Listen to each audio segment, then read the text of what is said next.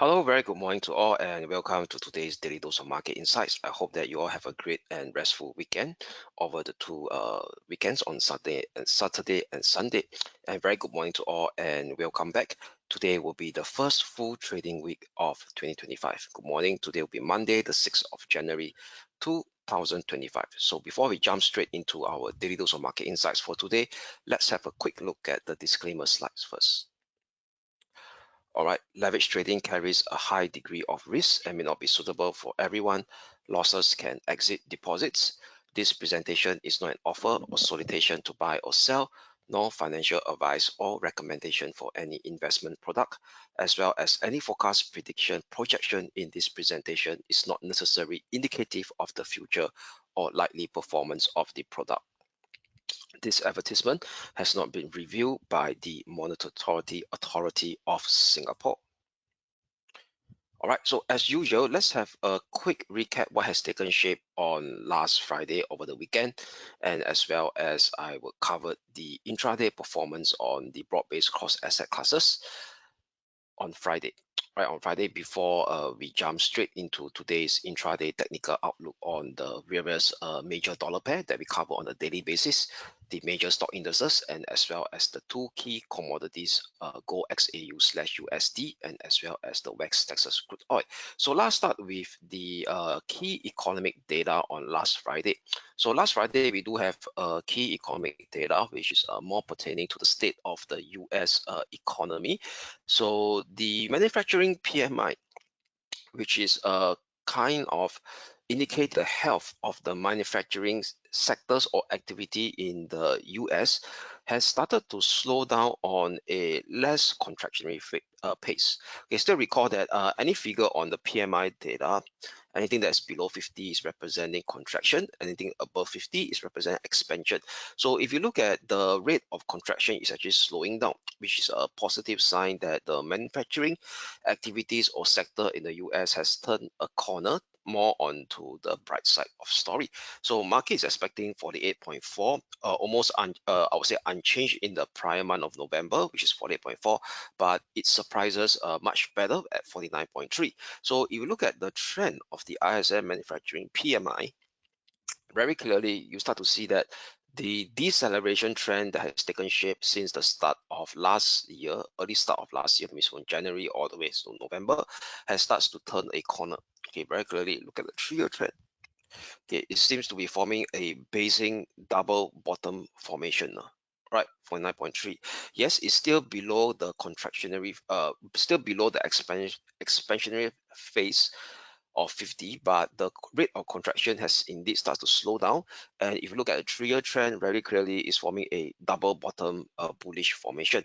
And this is much more clearer in one of its sub-component called the ISM manufacturing new orders, which has a much more leading property than the headline manufacturing PMI. So for new orders, it's already clearly in the expansion mode, up to 52.5 from December, above 50.4 in November. So if you look at the trend of the ISM manufacturing new orders, which is the subcomponent of the manufacturing headline number, very clearly it starts to see a higher, all right, over here.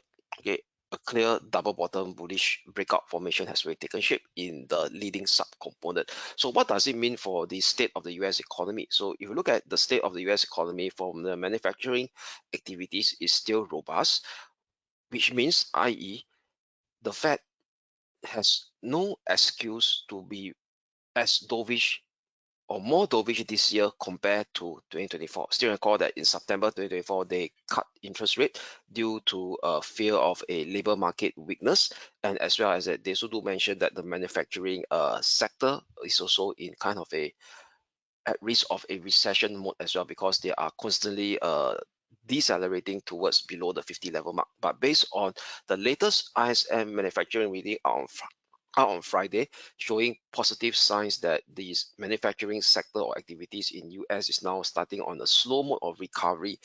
That means, i.e., the Fed is in no reason to be so dovish in 2025, and instead they could be on the path of normalization or even keeping a watchful eyes on potential resurgence of inflation due to the Trump administration incoming fiscal policy, steep corporate tax cuts, followed by hawkish international trade relation towards its major trading partners, that has a overall higher inflationary net impact or effect in 2025, and that has been sounded up over the weekend on Sunday by one of this year Fed voting official, Fed Daly, and Cooler as well, who stressed that the inflation fight has not yet been won.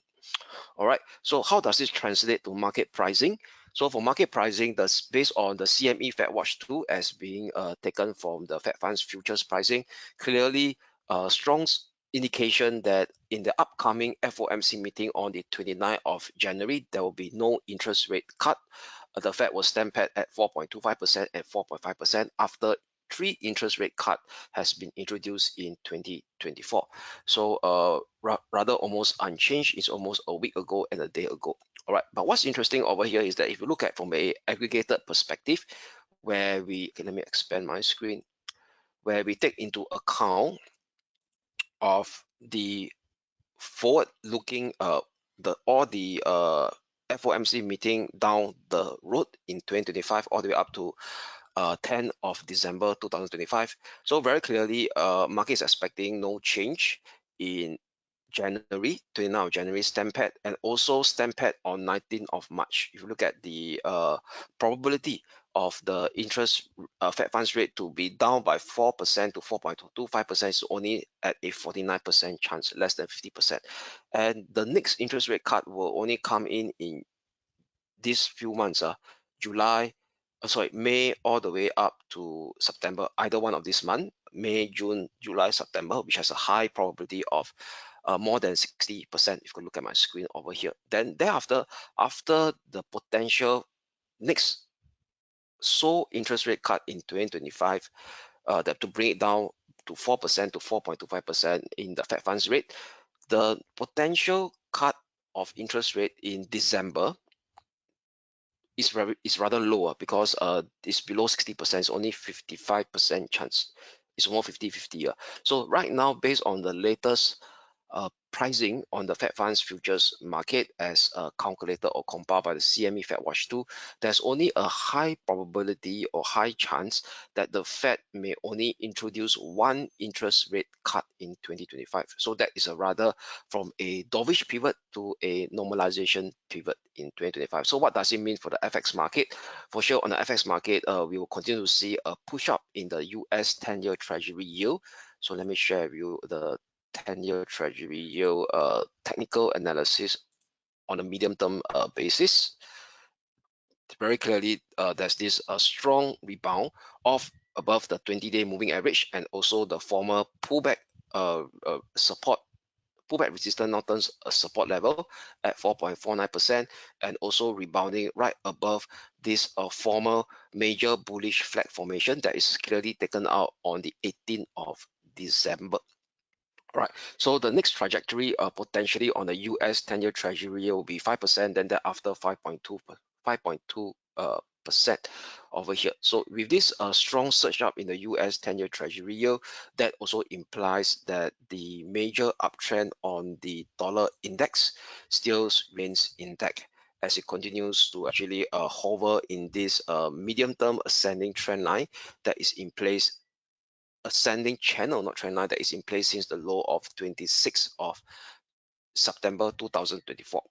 Okay, but on an intraday basis, we know that intraday technical outlook price actually oscillate, where we could actually have some opportunity to play counter trend trading setups, which I already covered in last Friday. There could be signs of dollar strength setback, and the dollar indeed setback on last Friday, where the euro dollar, the sterling dollar all rallied towards our predefined short-term resistance level that I highlighted on last Friday and last Thursday daily dose. So I'll touch more about that, the key levels to watch out for today intraday basis, when I cover the intraday technical outlook segment on the FX market. All right, so now back to the the observation on last Friday cross asset intraday performance. So last Friday we do see a recovery on the major US stock indices after 5 consecutive days of softness or weakness. So finally on Friday, the S&P, the Nasdaq, the Dow Jones, and the Russell 2000 all rallied, and that also came in within our expectation on our short-term intraday technical outlook, we highlighted on last Friday, we do still have a bullish bias on the US Wall Street 30, which is the Dow Jones Industrial Average and the Nasdaq 100. And in fact, the Nasdaq 100 has really hit our first short-term resistance level. And later I'll share with you all, there are some signs of weakness today where potentially we may see some form of intraday weakness on the Nasdaq 100 and the US Wall Street 30 as well, when I covered in greater detail during the intraday technical outlook segment. So all four major indices rallied on last Friday, with the top performing being the Nasdaq 100 up 1.67%, almost on the same magnitude with the Russell 2000 up 1.65%, and behind it will be the SPX, the S&P 500 up 1.26%, followed by the Dow Jones Industrial Average, which is up 0.8%. Right, and also in today's early Asia session, we do see the release of, okay, where was it? Oh, they should be here. Yeah, we see the release of the private compound Caixin services PMI. So this Caixin services PMI of China is slightly different from the official National Bureau of Statistics compound non-manufacturing bracket services PMI, because the Caixin services PMI consists of SME, whereas the state official compound National Bureau of Statistics non-manufacturing slash services PMI only consists of the bigger firms. All right, so the Caixin services PMI also rallied or continue to expand at 52.2, almost on the same pace of expansion as compared to the official NBS non-manufacturing PMI as well. So if you look at the trend of the Caixin services PMI, give me a couple of seconds to load.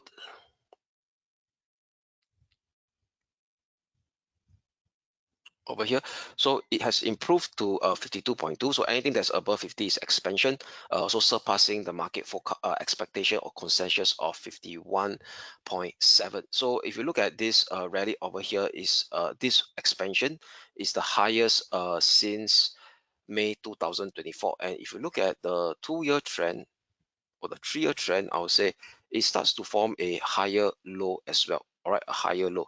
But however, market reacted negatively to this positive China Caixin PMI data. If you were to look at from a perspective of the performance of the much more internationally, we call it watch China proxy stock market, which is the Hang Seng indices. All of them are actually in the kind of in the lackluster right now. The Hang Seng not really that great. Hang Seng is only down up 0.16%. The Hang Seng Tech 0.5%. The HSCEI is up 0.3%. But however, the China CSI 300, which is the what do you call it, one of the major barometer stock indices to measure the gauge of the China stock market. We use the CSI 300, is almost unchanged as we are speaking right now. Okay, so the thing about market participants towards China's stock market future performance is that they want to hear more concrete we call it evidence that the China top policymakers are willing to actually splash out more forceful fiscal stimulus plan. And so far, what we could heard from China top policymakers is that they promise to do something, but promises may be not so forthcoming as compared to the actual amount that they are willing to spend to boost consumer confidence and as well as business confidence in order to negate this ongoing deflationary risk spiral in China. So more announcement, and we call it will hopefully be held after the 2 session, which is the China Parliament session, where they will actually announce the economic policy of 2025, and also potentially given the strong rhetoric that they promise to enforce strong fiscal stimulus to jumpstart consumer confidence, market is now placing kind of hopes that after the 2 session has ended, which is usually the first week of March, they will start to really announce the exact economic strategy to jumpstart or to boost Chinese economy, also potentially to negate the headwinds from the incoming Trump's administration potential trade tariffs towards China products heading to US. Okay, until that, potentially we may see some signs of wobbliness in the Hang Seng Index from a short-term to medium-term perspective. All right, and also one particular news we want to cover is more pertaining to the Canada dollar. If you guys have interest in the US Canada dollar or either Canada dollar crosses, just a while ago, it's a kind of breaking news by Bloomberg saying that the current incumbent PM, Trudeau, is likely to resign this week. That means potentially there could be a selection of a new prime minister ahead of Canada general election that's not going to be held this year. So later I'll share with you one particular Canada dollar crosses that has a potential technical intraday setup that I found interesting when I cover the intraday technical outlook segment on the FX market thereafter. So without further ado, I will now jump straight into the intraday technical outlook, as we have already covered the news flow, economic data, and as well as the intraday performance on last Friday on the major cross asset classes. Okay, before that, let me expand my screen so that you guys could have a better view of the chart. Oops, sorry. I think it should be over here.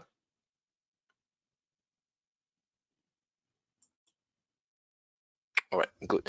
So now let's start with the FX market first. All right, starting with the euro dollar. Still record euro dollar on last Thursday and Friday. We do have a bullish bias. Why? Because of the potential mean reversion rebound on a minor time horizon basis may take shape, which indeed happened because the previous slide from the start of this year, Tuesday, or the at the start of this year has hit the lower boundary of this minor ascending channel that I drew from 6th of December and some Fibo extension downside cluster level as well. So as price action already come out and almost hit our first resistance that we mentioned on last Friday at 1.0330, hourly RSI still continues to remain bullish, trading a series of higher low above the 50 level mark and hasn't even hit the overbought region yet. All right, so with that, we'll still maintain the intraday bullish bias for this potential minor mean reversion rebound scenario to continue to play out and extend using a Titan key short-term pivotal support for today at 1.0250. Above 1.0330 exposes the next intermediate resistance level to watch on the intraday basis at 1.0380. A breakout above it potentially sees 1.0420, which is the upper limit of this minor descending channel, and as well coming close to the downward sloping 20-day moving average as well. Only a breakdown with an hourly close below 1.0250 Titan short-term pivotal support for today will invalidate today's intraday bullish bias to kickstart another round of impulsive downmove sequence within its medium-term downtrend phase to expose the next near-term support level on the intraday basis at 1.0190 followed by 1.0150. So overall, in the nutshell, current intraday technical element is still supporting the ongoing potential mean reversion rebound scenario of the euro dollar. So for today, we will still maintain that intraday bullish bias with a Titan key short-term pivotal support at 1.0250. Now, onwards towards the sterling dollar, its cousin. So the sterling dollar also continues to rally and almost hit our first resistance zone at 1.2460 / 1.2510. So we will be tidying up today's intraday short-term pivotal support at 1.2350 to maintain our intraday bullish bias for this potential minor mean reversion rebound to play out. Above 1.2510 exposes the next intermediate or near-term resistance level on the intraday basis at 1.26 figure. We also correspond to the medium-term descending channel upper limit from the high of 27th of September and as well as its downward sloping 20-day moving average. However, breakdown with a bearish bearish breakdown with an hourly close below 1.2350 will invalidate today's intraday bullish bias to revert it back to the bearish force. That means i.e. the continuation of an impulsive down move within is a medium-term downtrend phase that is still intact, exposing the next near-term support level at 1.23 figure / 1.2270. A breakdown below it sees 1.22 figure next. So that's for the sterling dollar. a very similar configuration with the euro dollar still maintaining its potential mean reversion rebound scenario using 1.2350 as my short-term pivotal support for today. Now, turning our attention will be the Asia Pacific dollar pair, which is the Aussie dollar starting. So for the Aussie dollar, it can't actually shape a lower low, and in fact managed to see a series of higher low above this 0.6160 short-term support target that we have on last Friday, which we have a bearish bias. But what we could see now, the RSI has really staged a bullish breakout from a parallel former descending trend line over here, indicating some form of intraday bullish momentum has starts to creep into the Aussie dollar pair. So with this positive reading being seen on the hourly RSI, and last Friday price action continued to shape a series of higher low, can't hit the 6160 support level. So I'll be using this 6160 short-term pivotal support level slightly above this last Wednesday swing low of 6180. So as long as 6160 short-term pivotal support holds, we will flip to a intraday bullish bias, looking out for a potential minor mean reversion rebound scenario to play out as well on the Aussie dollar. First resistance it got to surpass will be 62.65. A breakout above it exposes 63.60 slash 63.65.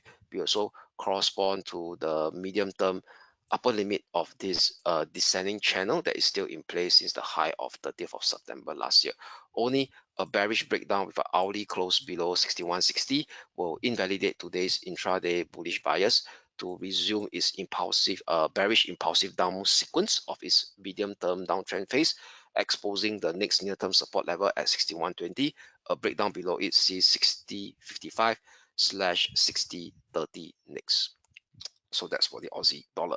Now, turning our attention will be the dollar yen. So dollar yen continues to remains resilient now. Still is one of the major dollar pair that we track, still showing resilient strength or robust strength of the dollar. So the dollar yen continues to hold a series of higher low right above the first support level that I mentioned on last Friday and Thursday at 156.75, and the hourly RSI continue to be supported by this parallel ascending trendline support holding above the 50 level mark, and has not yet even invade the territory of the overbought territory yet. So with that, it seems to us that the hourly RSI is indicating potential short-term bullish momentum remains intact. So with that, I'll be still maintaining our bullish bias, short-term bullish bias that we have from last Friday on the dollar yen, bringing forward to today, still using the 155.85 short-term pivotal support to maintain this intraday bullish bias. First resistance zone to watch 158.35 slash 158.80. A breakout above it sees 159.45 next on the intraday basis, which also correspond to this minor swing high area of 12th of July last year. Only a hourly close and a breakdown below 155.85 will invalidate today's intraday bullish bias to see a choppy corrective downward movement, a corrective pullback move, exposing the next near-term support level at 154.30. Below it is seeing the medium-term support level coming in at 153.30 slash 152.70, which correspond to the 200-day moving average as well. All right.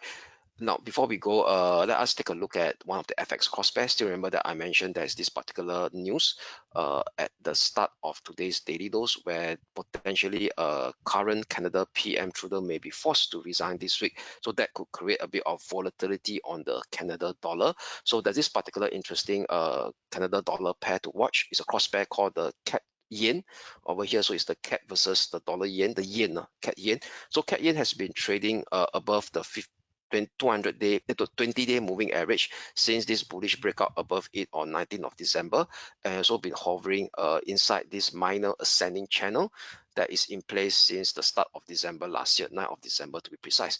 And the hourly RSI continues to show bullish momentum as it continues to actually hit higher above the 50 level mark and has yet to go into the overbought region or the overbought territory. So with that, I'll be using very clearly, this will be the key short-term pivotal support for today. This is the hourly chart of the CAD yen, 108.60, 108.40, which also correspond to the rising 20-day moving average, using this short-term pivotal zone, 108.60, 108.40 as my short-term pivotal support zone, to have a intraday bullish bias on the CAD yen. Near-term resistance level to watch will be three levels: 11030, followed by 11090, which is also the 200-day moving average. Above it says 11150, which is the minor swing high area of 14th of November and 20th of November, also correspond to the upper limit of this minor ascending channel. And if you do the Fibo extension of this ongoing rally,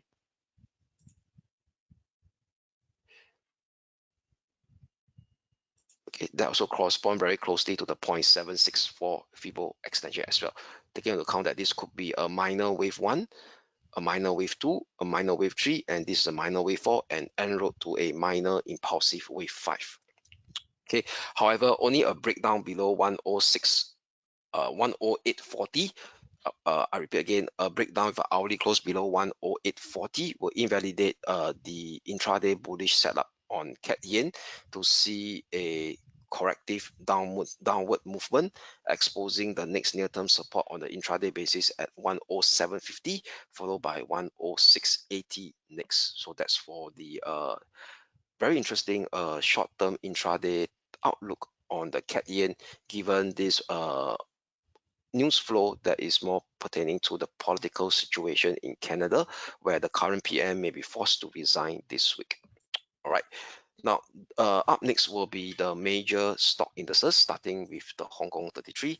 So from the Hong Kong 33, or i.e. the Hang Seng Index, continues to remain lackluster, can't break above our first resistance at 19,890 that we have on last Friday, and also the 20-day and the 50-day acting as parallel resistance, intermediate resistance level closely as well.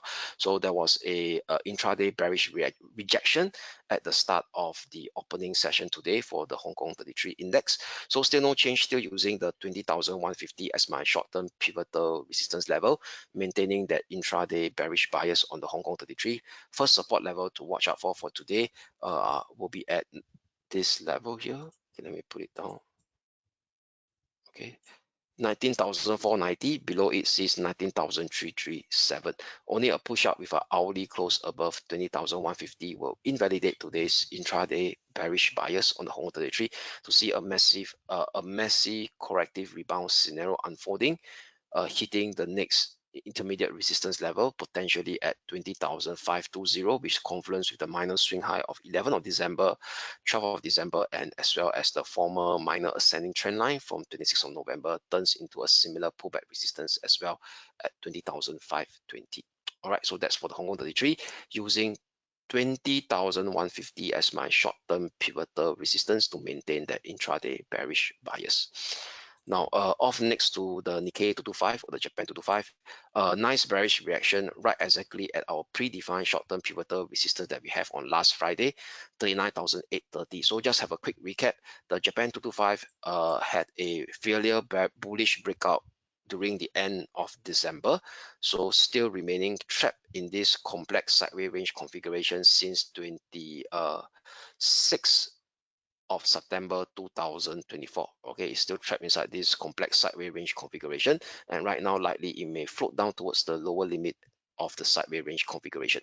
So still no change, using for sure this will be a short-term pivotal resistance level where there was indeed a bearish reaction right at the start of today's Asia session or the start of the Japanese stock market session. 39,830 short-term pivotal resistance level, still maintaining that intraday bearish bias. First support level to watch will be 38,870, 38,730, still no change, correspond very closely to the 200-day moving average, and as well as the minor trend line support that is still in place since 28th of November 2024 low.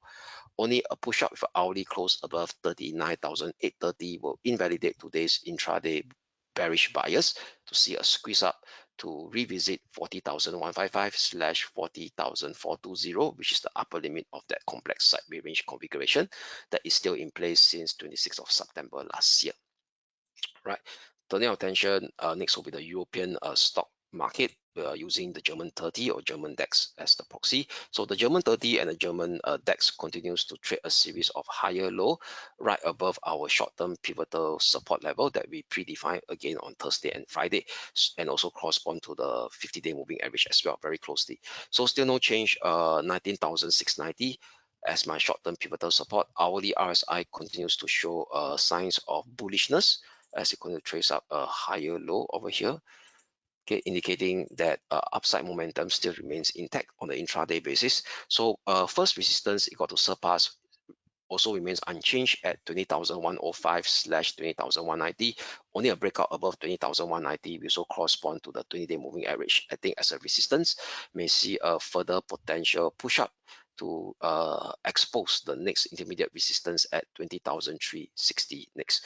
Only an hourly close and a breakdown below 19,690 will invalidate today's intraday bullish bias on the German 30 or the German DAX to kickstart another corrective decline sequence, minor corrective decline sequence, exposing the next near-term support level at 19,445. Below it sees the minor swing low at 27th of November, which is the next minor support at 19,155. All right, so net overall still maintaining that intraday bullish bias on the German 30 using 19,690 as my short-term pivotal support, but first resistance that it got to surpass will be 20,105/20,190. Right, now turning our attention will be the major US stock indices, starting with the US Wall Street 30. So the US Wall Street 30 on last Friday returned bullish. Yeah, price action indeed rallied from our short-term pivotal support at 42,220, almost hit the first resistance at 42,960 over here. So potentially there could be some form of residual push up again during the start of the European session or towards the start of the US session in 2 days. So with that, because it's coming very close to the downward sloping 20-day moving average, so I'll be using this push up to fade any strength using 43,160/43,350 as my short-term pivotal resistance level, looking for a potential push down again on the US Wall Street 30 after it revisited around this zone here. First support level to watch for today will be at 42,490. Below it sees the clear key minor swing low of 20th of December, 19th of December, and as well as 3rd of January, acting as a key short-term support level at 42,210. All right, only a push up with an hourly close above 43,160/43,350, then that we will start to see a much more meaningful recovery in the US Wall Street 30, exposing the next near-term resistance level at 43,720, followed by 43,960 next. So i.e. Using any strength to flip into a bearish bias for today, using 43,160/43,350 as my short-term pivotal resistance. Up next will be the Nasdaq 100. So the Nasdaq 100 push up and hit our first resistance as expected at 21,350, and with that is now coming very close to the 20-day moving average. So I'll be using the 20-day moving average at that is also confluencing with this graphical resistance of 21,560. And if you use the Fibo retracement of this previous 4% decline from 26th of December all the way down to 3rd of January minus swing low, that also corresponds closely to the golden ratio as well, in between the golden ratio and which is 61.8% and 76.4% Fibo retracement. So with that, using a 21,560 as my short-term pivotal resistance level, we will flip to a intraday bearish bias for today on the Nasdaq 100. First support level, it got to surpass below it. To see more potential weakness will be the 50-day moving average as well, that is confluencing with this graphical minor congestion zone at 21,040. Below it exposes the key minor support zone or level at 21,860/21,780, which is the minor swing low of 20th of December and 3rd of January. All right, so that's sum up the intraday technical outlook on the major stock indices. So with that, let us now focus on the commodities market, starting with gold XAU/USD. So for gold XAU/USD, if you could recall, last Friday we do have a neutrality stance. So we're neutral between 2,674 and 2,636 level over here. So with that, it seems to us that the hourly RSI has starts to do a bearish breakdown and a retest right now over here. Okay, breakdown and a retest from this parallel pullback resistance, which is so close to the 50 level mark. So indicating there is still there are form of bearish bias that could come into play to allow it to float back towards this lower limit of this ongoing potential ascending channel range configuration that it may be forming right now. All right, so with that, let me tidy up the levels for you guys to actually have a better view over here. Okay, so this will be my pivotal resistance level, 2664, 2674, 2664. Yeah, 2664, correct. Slash 2074. So this will be my short-term pivot. And this will be my first support level. It got to break down, which is the 20-day moving average as well. So with a breakdown and hourly close below 2,636, then we will have a higher odds that the gold XAU slash USD may shape a more intraday weakness back towards the lower limit of this minor ascending triangle range configuration that is acting as a support level at 2,600. All right, only a push up with an hourly close above 2,674 will invalidate today's intraday bearish bias to kickstart a much recovery, but that recovery is still trapped within that minor ascending triangle range, more towards the upper limit of the minor ascending triangle range at 2,690. Then the key ascending triangle range resistance, which is at 2,617, 2,728. So i.e. in a nutshell, flipping to a intraday bearish bias within this minor ascending triangle range configuration on gold XAU slash USD using 2,664 slash 2,674 as my short-term pivotal resistance zone to maintain the preferred intraday bearish bias on gold XAU slash USD. So lastly will be the West Texas crude oil. So West Texas crude oil rallied as expected, hit the first resistance level at around the 74 level and almost come close to the next resistance at 7530 slash 7580, which also correspond to the 200-day moving average. And with that, we start to see a bearish divergence on the hourly RSI on last Friday, and right now the hourly RSI has really exited from the overbought region, so indicating that there could be much more intraday pronounced weakness or pullback that could unfold on the West Texas crude oil. So with that, we will flip to a intraday bearish bias on West Texas crude oil using 7530 slash 7580 as my short-term pivotal resistance. A breakdown below 7390 exposes the next near-term support for today at 73 figure, followed by 72 figure slash 7130 next, which is the minor congestion area of 15th of December breakout that was tested, being held as a pullback support on 31st of December, and yeah, with both on the 31st of December.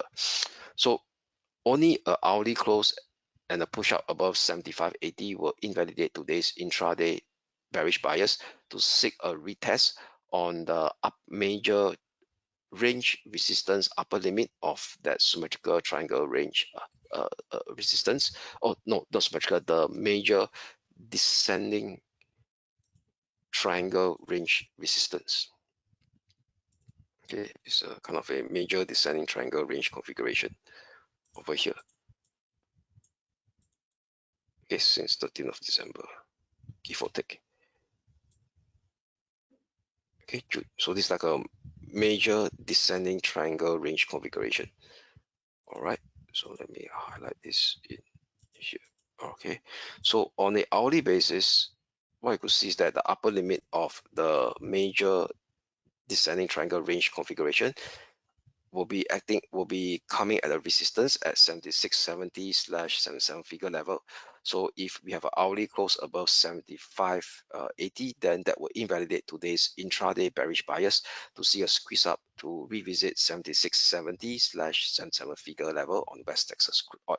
So net overall, we'll flip to a intraday bearish bias on West Texas crude oil using 7530/7580 as my short-term pivotal resistance for today. And that also sum up the intraday technical outlook on the broad-based cross asset classes. So before we go, let's have a quick look at the calendar for today on what are the key data to look out for today. All right, so for today is rather quiet session. We do have a key Eurozone preliminary CPI data that are going to be released for this week, starting from different region first. So on Monday, we will see the one of the leading Eurozone economy, which is Germany, reporting their preliminary or flash inflation rate for the month of December. So this data will be out at 9 p.m. Singapore time. So this will potentially impact the German 30 or the German DAX, as well as the Euro dollar and any other Euro crosses. Then thereafter, it's a rather quiet US session. No rather key tier 1 data, except the fact that on this S&P Global Services PMI data, which is the final reading. So that shouldn't be a big surprise because you already have the flash reading that was released 2 weeks ago. And yep, that's a sum up today's intraday today's daily dose of market insights. This is Kelvin here signing off, and I wish you all a great day ahead, and we shall speak again tomorrow. Thank you.